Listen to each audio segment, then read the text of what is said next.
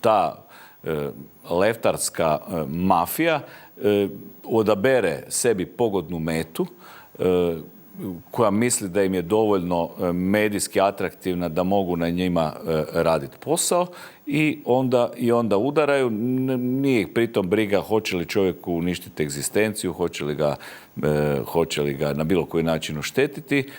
Oni su to izabrali sa Thompsonom, međutim on vrlo dobro im je doskočio.